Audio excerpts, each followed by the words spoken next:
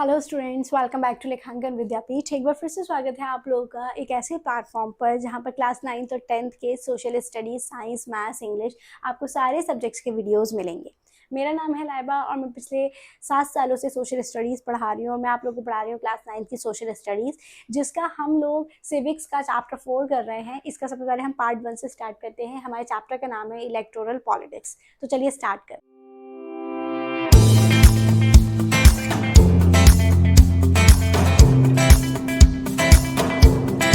हमारे चैप्टर का नाम है इलेक्टोरल पॉलिटिक्स चैप्टर 3। इसका हम पार्ट 1 कर रहे हैं।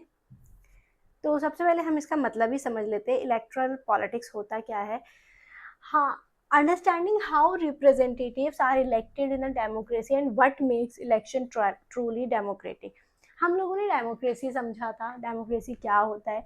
फिर हम लोगों ने ये भी समझा था कि जो डेमोक्रेसी जो लोग इलेक्ट होके आते हैं वो एक्चुअल में वो काम करते भी हैं या नहीं करते हैं। तो इस चैप्टर में हम यही समझेंगे कि हाउ रिप्रेजेंटेटिव, यानी कि जो भी पार्टी को रिप्रेजेंट कर रहा होता है, आर इलेक्टेड, कैसे एक डेमोक्रेसी में इलेक्ट होते हैं और वो क्या करते हैं इलेक्शन ट्रूली डेमोक्रेटिक के लिए। मतलब जो आपके इलेक्शंस होते हैं वो ट्रूली डेमोक्रेटिक होते हैं या नहीं होते हैं, वो अपना कितना काम करते हैं। देखो, सबसे पहले इसमें आपके बुक से ही स्टार्ट करते हैं। इसमें एक स्टोरी है, द हरियाणा स्टोरी। तो हरियाणा हमारा पड़ोसी है, यहीं से स्टार्ट करते हैं। हम अगर बात करें द चैलेंज, सबसे पहले 1987 में चौधरी देवीलाल था, वो लेड कर रहा था न्याय युद्ध, स्ट्रगल फॉर जस्टिस। यानी कि स्ट्रगल फॉर जस्टिस कोई पार्टी होगी, न्याय युद्ध, उसको वो लेड कर रहा था, यानी उसका लीडर था। ये देखो, ये बहुत सारे लोग हैं। Movement against the ruling Congress government in Haryana. और इसका जो मूवमेंट था वो था कांग्रेस के अगेंस्ट हरियाणा में। 1987 की ये बात हो रही है, इसका मतलब 1987 में हरियाणा में कांग्रेस की गवर्नमेंट थी। He is promise wave loan for farmers and small businessman if elected. उसका प्रॉमिस था। देखो, जब भी ये नेता वगैरह ये करते हैं, इलेक्शन कंडक्ट करते हैं, तो ये कुछ प्रॉमिसेस करते हैं। तो इसका प्रॉमिस था कि जितने भी फार्मर्स हैं और स्मॉल बिजनेसमैन है, मैं इनका लोन जो है वो माफ करवा दूंगा, क्योंकि वो बहुत कर्जे में थे। The victory, Lok Dal and allies won 76 out of 90 seats. Lok Dal alone secured 60 seats with clear majority. अब देखो क्या हुआ, यहाँ पे थोड़ी सी एडिटर से मिस्टेक हो गई है, यहाँ पे रिपीट हो गया है 90 सीट्स और सिक्योर 66। कोई बात नहीं, वो आप लोग समझ लेना, ये 2 वर्ड्स रिपीट हो गए। तो ये जो है आपका, जब इलेक्शन का रिजल्ट आया तो ये जीत गया। 90 में से 76 जो है इसको सीट्स मिली, मतलब मेजॉरिटी के साथ ये पावर में आया। कांग्रेस वन ओनली 5 सीट्स, और कांग्रेस ने सिर्फ 5 सीटें जीती। विद इन 3 डेज, 3 दिन के अंदर, Devi Lal become chief minister and fulfilled his loan waiver promise.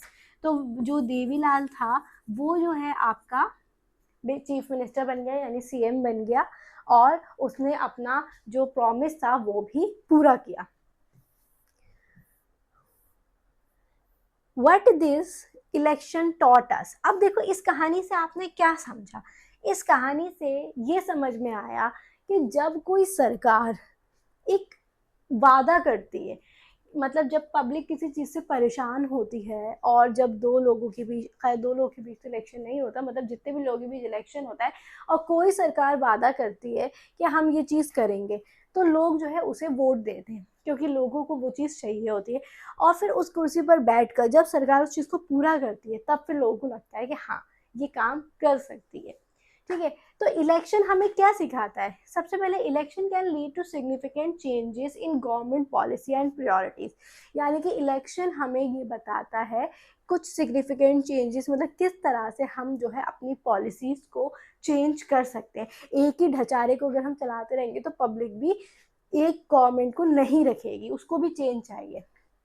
Peoples power, ये हमें लोगों की पावर भी बताती है।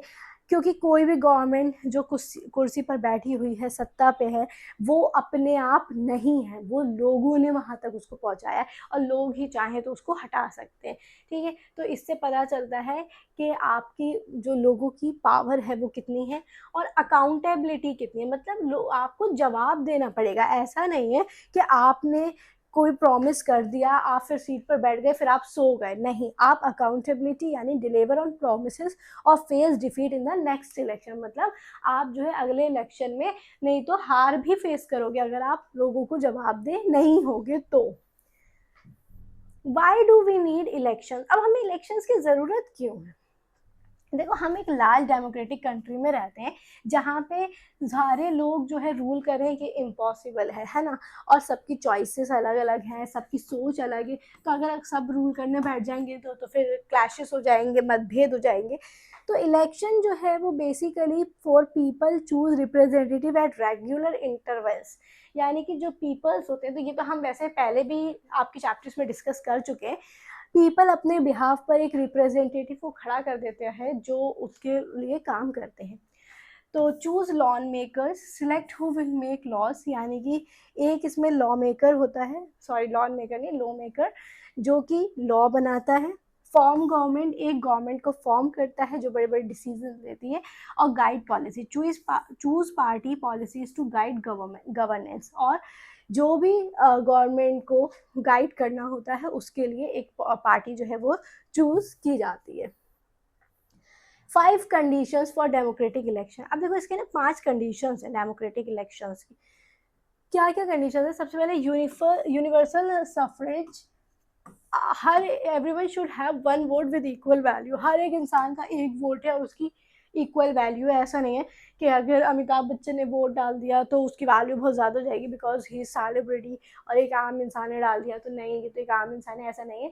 एक वोट और उसकी इक्वल वैल्यू है हर एक इंसान की।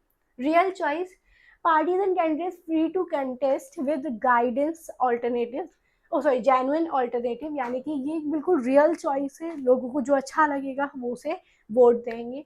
रेगुलर इंटरवल्स है इसमें, election held regularly every few years, इसमें फ्यू ईयर्स लिखा हुआ है, हमारे हर 5 ईयर्स में जो है इलेक्शंस होते हैं। बट अगर लोगों को नहीं पसंद आता है तो सरकार पहले भी गिर जाती है और उससे पहले भी इलेक्शन हो जाते हैं, वो भी हम लोग डिस्कस करेंगे।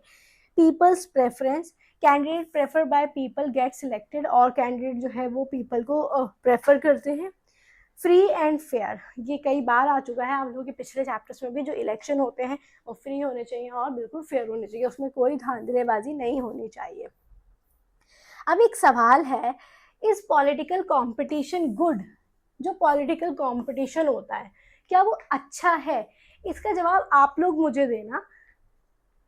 चलो इसका जवाब आप ही लोग मुझे देना कि पॉलिटिकल कंपटीशन जो होता है वो अच्छा होता है या नहीं होता है, मतलब होना चाहिए या नहीं होना चाहिए, फिर मैं आप लोगों को नेक्स्ट क्लास में बताऊंगी। 3 debates on political competition. The concern, create disunity and factionalism. Parties use dirty tricks to win. Prevents long-term policy planning. Discourage good people from entering politics. देखो इसके कुछ कंसर्न्स हैं डिबेट्स ऑन पॉलिटिकल कॉम्पिटिशन के। सबसे पहले इसमें disunity create होती है, कभी भी एक यूनिट नहीं होते लोग, क्योंकि हर किसी की सोच अलग है, ठीक है। पार्टी जो है ना वो गंदे गंदे ट्रिक्स यूज करती है जीतने के लिए। लॉन्ग टर्म पॉलिसी प्लानिंग को प्रिवेंट, मतलब रोका जाता है, क्योंकि शॉर्ट टर्म में हर एक इंसान सोचता है हम जल्दी शॉर्टकट मारे, ठीक है। और जो अच्छे लोग होते हैं उनको मतलब उनको जो है डिस्करेज किया जाता है, उनको पॉलिटिक्स में एंटर नहीं करने दिया जाता है, क्योंकि पॉलिटिक्स होती ही अपने आप में एक ऐसी लाइन है, ठीक है। अच्छा, वाई वी नीड इट, हमें इसकी ज़रूरत क्यों है? ताकि लीडर्स जो है वो मोटिवेटेड बाय कैरियर एडवांसमेंट, यानी कि जो लीडर्स हैं वो कैरियर एडवांसमेंट में मोटिवेट हो सके। Can't really solely on sense of duty, हाँ मतलब लोग जो है अपना सेंस ऑफ ड्यूटी पूरी तरह से कर सकें। लीडर्स में not know what people want, leaders जो है ना वो ये नहीं जानते कि लोगों को क्या चाहिए, तो वो बहुत ज़रूरी है कि वो जान सकें। और कंपटीशन इंश्योर्स अकाउंटेबिलिटी, और कंपटीशन ही एक अकाउंटेबिलिटी को बताता है। जब कंपटीशन होगा ना तभी आपके सर पर एक प्रेशर रहेगा, अगर मैं जवाब नहीं दूंगा तो फिर दूसरी पार्टी जीत जाएगी, लोग मुझे हटा देंगे, तो इसीलिए आपको जवाब देना पड़ता है। हाउ इलेक्टोरल कंपटीशन वर्क, देखो सबसे पहले रेज इश्यूज को रेज करना। Leader address concerns people care about, सबसे पहले लीडर्स जो होते हैं वो एड्रेस करते हैं लोगों के कंसर्न को। फिर उसके बाद सर्व करते हैं गवर्नमेंट एंड इम्प्लीमेंट पॉलिसीज, यानी कि गवर्नमेंट और जो भी इम्प्लीमेंटेशन वगैरह होते हैं उनको सर्व करना। गेन पॉपुलैरिटी जितनी ज़्यादा होगी, popularity increase with good services, जितनी पॉपुलैरिटी होगी उतनी ही अच्छी आपको सर्विस मिलेगी। और win election, chances of victory improve in next election, यानी कि नेक्स्ट इलेक्शन में फिर चांसेस होते हैं कि वो जीते। इसके बाद हम बात करते हैं रिवॉर्ड्स एंड पनिशमेंट्स की। तो अगर रिवॉर्ड की बात करें, the reward system, electoral competition rewards political leaders for serving the people, leader who address public concern gain popularity and win election। देखो जो जितना ज़्यादा पॉपुलर होगा वो उतनी ही अच्छे से, उतनी ही जल्दी जो है इलेक्शन को जीतेगा, विन करेगा। और पनिशमेंट की अगर हम बात करें तो leaders who fail to satisfy voters face defeat, यानी कि जो लीडर्स लोगों को सेटिस्फाई नहीं कर पाए, ठीक है, जो हार गए, this accountability mechanism ensure representative work for the people's interest, यानी कि ये जो है लोगों का, ये मतलब लोगों इंटरेस्ट को ख़त्म कर देगा, और यहाँ पे जो है एक अच्छा रिप्रेजेंटेटिव आप नहीं कहलाओगे।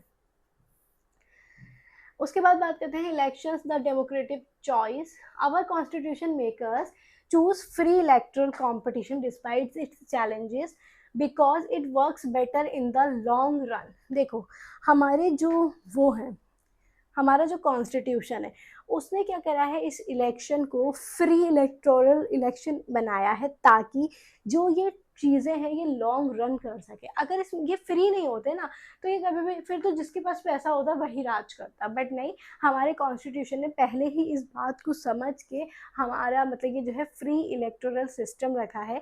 Rather than relying on leaders sense of duty, election create a system where leaders are incentive to serve the people and held accountable for their action, यानी कि जो लीडर्स होते हैं वो सेंस ऑफ ड्यूटी को समझते हैं और इलेक्शन जो है वो क्रिएट करता है एक सिस्टम को और लोगों को सर्व करता है। ये जो मैकेनिज्म है ensure that people remains the people who decide through their votes and deserve to lead, यानी कि ये जो सिस्टम है पूरा ये बताता है कि कौन डिजर्व करता है, कौन वोट जो है लेता है। 100+ कंट्रीज जो है वो होल्ड इलेक्शंस वर्ल्ड वाइड, यानी कि 100+ कंट्रीज में वर्ल्ड वाइड लेवल पर इलेक्शन होते हैं। तो इलेक्शन, हमारा इंडिया एक बहुत बड़ा कंट्री है और इसमें इलेक्शंस हील्ड होते हैं और दैट इज़ वेरी गुड, जो हम एक डेमोक्रेटिक कंट्री में रहते हैं। तो इसका ये पार्ट 1 में फ़िलहाल इतना ही, आप लोगों को बाकी का मैं बाकी पार्ट्स में कराऊंगी। आई होप आप लोगों को ये पार्ट अच्छा लगा होगा, क्लियर हो गया होगा। अगर आप लोगों को अच्छा लगा तो इसे लाइक शेयर सब्सक्राइब ज़रूर करें। Thank you for watching this.